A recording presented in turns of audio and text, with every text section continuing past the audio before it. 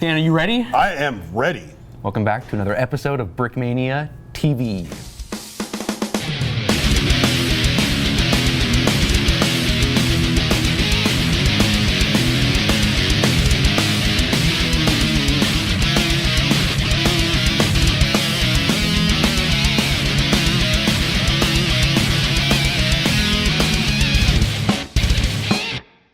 I say it like that. I don't know why I said Blue shirt edition. It's the blue shirt, yes. Blue shirt. It's been a while, hasn't it? I don't even know what that means. What does it mean? Comment, like, and subscribe to tell me.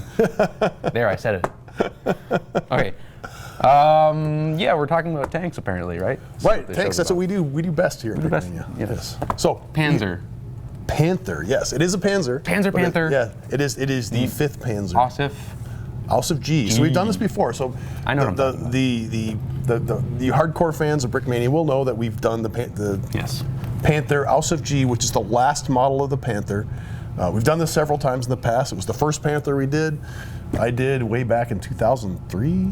Long time ago. Long time ago. Ages ago. Before most of you guys were born, I was making Panthers.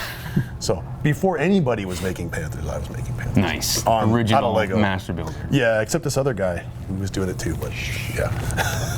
The difference between this Panther and the last previous edition we did, this is the ambush camouflage.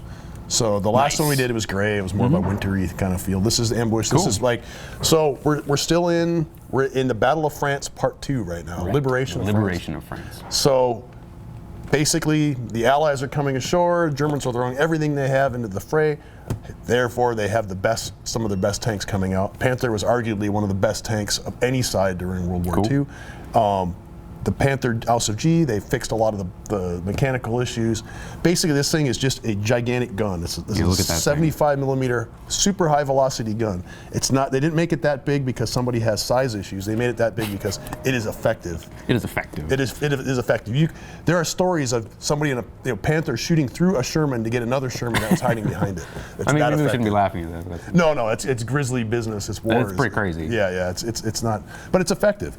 So the Allies weren't expecting this thing. Right. Came across it in unexpectedly large numbers. So you hear all these stories about how American tanks were very undergunned, very under-armored, because they weren't expecting to run into these Panthers. They didn't know that the Germans had put this into mass production. All over Normandy, all over France, all over West Germany, or Western Germany, as the Allies are coming. Actually, it was all over Europe. Wherever the Germans were, they had the Panther. Wow. How many of these were approximately built? Several thousand. Wow. Several thousand. I don't think the Allies were counting on running into these in these large numbers. So, it's historically this is the tank of World War II. This is the pinnacle, arguably the most effective tank, especially in this medium size. Cool. So. The kit itself, this is pretty nice. Right, and most people remember this. This is kind of an action-packed kit. It has a couple of cool features. I can just pull this turret off here, if I can get it off. Just like in real life. Yeah, this is how they would happen in real life. Some big giant hand comes down and pulls the turret off. So the turret comes off, and you can see inside of here. It's built like a real tank would be built. Bam. So we take off the upper hull there. There's 3 guys in this kit. Yeah, this one comes with 3 because it's 3. Custom printed. Yes, these are .44 here. I'll take the guy with the turret. He's easier to get in. Once you put those guys down in there, they tend to want to stay in there. So you have your driver, your co-driver, and you have your tank commander, which in this case, they're all at this really spiffy .44 real, this is like what the guy would be wearing in this tank. I noticed that you only have one Andre. We call him Andre. Right, our normal German. Yeah, actually, stereotypical German head. You have 3 different heads. There's 3 different heads in this kit. This might be a first. No, it's not. No, it's not. But we wanted to say it broke it. So basically, you've got 3 guys. You got your co-drivers. The actual tank would have 5 guys in it. And the original version of the Panther, we actually had the 2 guys under the turret. Yep. I took those out because it really interferes with the structural integrity of it. I think I'd rather a playable version than worry about having 5 guys.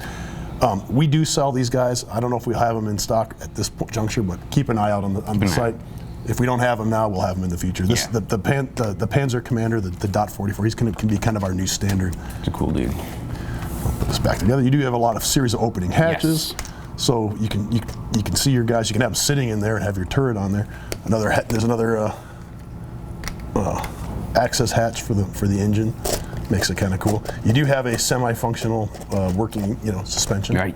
So it's a little finicky once you get it going. Nice. turret back on. Actually rolling. Yes, but your guy, you do get a nice, you get the Brick Arms MG34. Yep. Guy, your commander will fit in there. You can put your guys in here. I didn't pull them out, I should have. But like, as I said before, it's a little bit of work. It's all right, it's all right. Yeah. All right, this is the latest kit by Brickmania, the Panther Ausf G. For more information, check out brickmania.com. Dan, I'll give you the closing words. Yeah, don't forget to like, comment, and subscribe, right? Yeah. Is that how it is? Do that. That's how it goes, yeah. All right. Thank you for watching. You have to get the last word. Do I get the last word? Thank you. See us again next week. That was awkward. No, that was perfectly normal. This is how actual people talk.